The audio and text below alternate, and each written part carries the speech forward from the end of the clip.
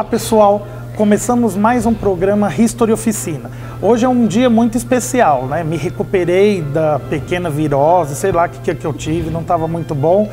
E a nossa pequena Titã fez tanto sucesso, né, que agora ela vai fazer parte fixa, né, pequena Titã, do nosso programa. E hoje, inclusive, foi ela que escolheu o tema, não é?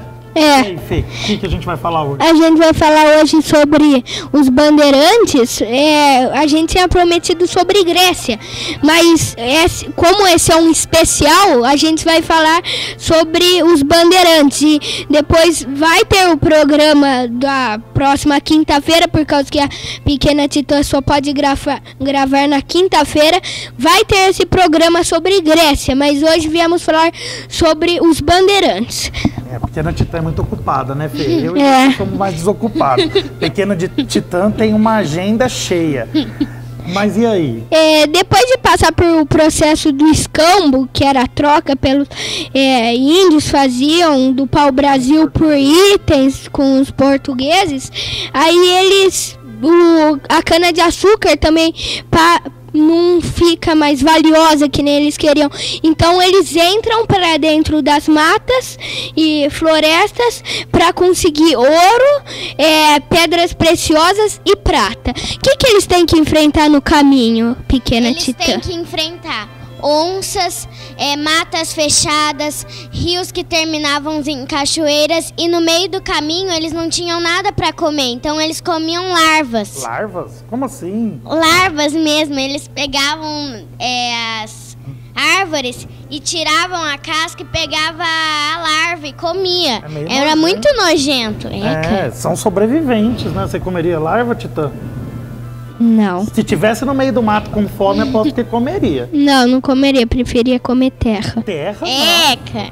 Mas eles comiam passarinho também, né? Quando a gente estava lendo, né, Titã, a gente viu lá que eles matavam as araras. A pequena Titã ficou até com pena, porque eram os passarinhos do filme Rio que eles comiam, né? Que não era filme ainda. Mas os índios eram violentos? Eram muito violentos. Eles comiam as pessoas vivas. Então, tipo, tá ali o Celinho andando ali, né? Ele vinha... Ele vinha e comia. Pegava, amarrava e levava pra... Como que fala, não? Pra devorar, né? Porque eles achavam que colocar fogo e comer. Come puro, tipo assim. Você sabe como chamam esses índios? Canibais. Não é canibais? Canimais. Os que fazem uga, uga, uga. Mas às vezes não fazem uga, uga. Mas eles são poucos, mas existem no nosso litoral e em algumas das nossas regiões. Eu não quero ir nunca pra lá. Não, agora já foram exterminados praticamente. Mas eles até devoraram o nosso primeiro bispo, alguns desses índios canibais. O nosso primeiro bispo chamava Dom Pero Sardinha. E ele entrou em atrito, a pequena Titã gosta dessa história, ele entrou em atrito com o nosso governador-geral, Duarte da Costa. E o Duarte da Costa denunciou o bispo denunciou o Duarte da Costa para o rei de Portugal. E os reis de Portugal são muito espertos, né? Quando eles não sabem o que fazer, eles não fazem nada, eles deixam o barco correr. Ninguém queria vir para esse fim de mundo. E o bispo Sardinha foi chamado a Portugal para prestar esclarecimentos. E assim o rei ganhava tempo e não se indispunha nem com o bispo e nem com o governador-geral. Só que na nossa costa o barco do bispo naufragou, né, Titã? E aí depois disso o bispo sabia nadar, então... Sardinha que era, né? Aí ele começou a nadar e chegou até o litoral. E aí quando ele chegou nesse litoral, tinham os canibais. E aí eles pegaram ele, colocou na brasa e depois comeram, para provar como existiam e em alguns lugares existem índios que lutam pelo seu território e comem outras pessoas. Alguns estudiosos desses índios dizem que eles devoram o inimigo porque acreditam que vão ficar com as capacidades, a inteligência, as habilidades e a força do devorado. É um caso para nós estranhos, mas que faz sentido quando a gente estuda a cultura desse povo. Né? Mas os bandeirantes então não eram exatamente, eles eram do bem, eram do mal, como eles eram, pequeno? Eles queriam riqueza. Queriam riqueza, não eram nem do bem nem do mal, né? Porque a gente aprende em história bem e mal? Não, né? Não. A gente tem que entendê-los independente de dizer se eles são do bem ou do mal, não é isso? Eles queriam muitas riquezas porque a cana-de-açúcar e o pau-brasil, eles não traziam o lucro que os portugueses gostariam de ter. Então eles entraram para as matas, pro interior do país. Pro interior do Brasil, do país. E assim eles foram à busca de ouro. Prata, pedras preciosas. E não acham fácil, né? Eles procuram muitos anos, vão encontrar ouro só no finalzinho do século XVII. Imagina ficar também anos presos em uma mata fechada, comendo larva. Também a cidade de Ouro Preto, ela só recebe esse nome por causa que eles acharam uma pedra muito preciosa eles deram o nome dela de Ouro Preto, porque é um ouro e tem partes pretas. E aí, então por isso eles deram o nome da cidade de Ouro Preto. O Titã também entende de geologia, de pedras preciosas. Mas eles tiveram um papel importante, esses bandeirantes, porque eles ultrapassaram o Tratado de Tordesilhas, né? O Brasil hoje tem esse tamanho territorial tão grande porque os bandeirantes não respeitaram o Tratado de Tordesilhas, que dividia o território entre Portugal e Espanha. Mas eles aprisionavam índios, né, Fê? E por que aprisionar índio? Aprisionar não, eles podiam vender esses índios depois de ganhar as batalhas. Eles podiam aprisionar em guerra justa, né?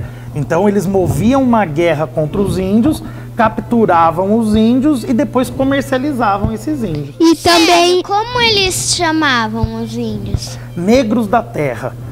Porque a gente tem já africanos que eram usados no trabalho, e aí eles capturavam os índios e vendiam aqui como negros da terra. E também tem muita gente que fala, a mulher escrava não era importante, o homem tinha mais força para fazer os trabalhos, mas não, ela de vez em quando, tinha mulheres que custavam até mais caro por causa que elas se reproduziam, e aí elas tinham mais filhos, e aí isso gerava mais escravos pros caras que compraram, pros senhores do engenho. O escravo é uma mercadoria, né? Ele é um bem, né? Quanto mais eu tenho, mais valor, mais bens eu tenho. E as mulheres, as negras que eram escravizadas, elas cuidavam dos filhos das esposas dos senhores de engenho. Aí você já está falando do açúcar, né?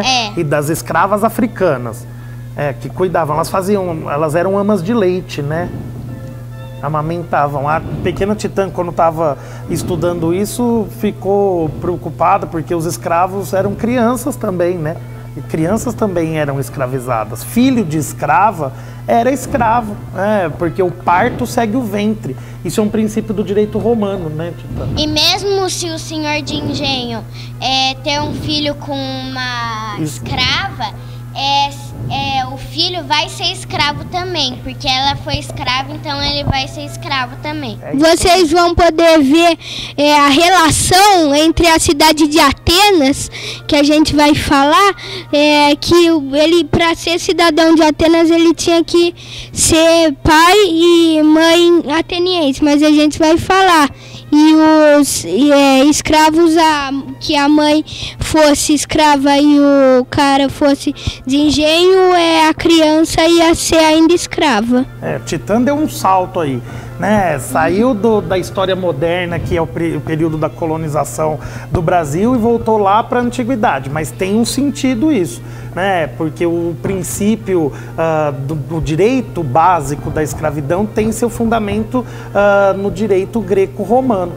Então é o que a pequena Titã diz. Mesmo que o pai fosse um homem livre, poderoso, como um senhor de engenho, se a mãe era escrava, a criança nascia escrava. Mas vamos botar um pouco de ordem nesse monte de informações que vocês têm, né? Sabem muito. Então, primeiro os portugueses chegaram aqui e foram explorar pau-brasil. Pau-brasil, aí depois eles foram explorar a cana-de-açúcar, que era só para os ricos em Portugal. Isso. Desde sempre eles querem encontrar ouro e prata, não conseguem, aí eles ficam séculos tentando, e aí eles entram no território, não é isso? É. Sério, voltando no assunto dos escravos, como chamavam a área onde os escravos, quando eles fugiam, onde eles ficavam? Os quilombos, né? A gente estudou isso também. Os quilombos, o mais importante era o quilombo de Palmares, que chegou a ser uma comunidade muito numerosa e tinha tanto escravos foragidos quanto homens livres pobres sem direito à terra e índios também. Mas Palmares tinha lá suas hierarquias por causa disso. Mas E aí sério? a gente fala só de Palmares. Quando os escravos que ficavam nos quilombos chamavam os quilombolas? Quilombolas, é isso aí, Pequena Titã. Pequena Titã sabe tudo de história do Brasil. Então acho que é isso, né? Então esse foi mais um History Oficina Especial. porque hoje nós temos uma nova companheira. E não se esqueçam de assistir, por causa que a gente vai fazer sobre os gregos. E também a gente, no fim do ano, não esqueçam de jeito nenhum de ver a nossa celebração sobre especial de Natal sobre o Napoleão Bonaparte. Então é isso. Tchau. Até mais. Tchau.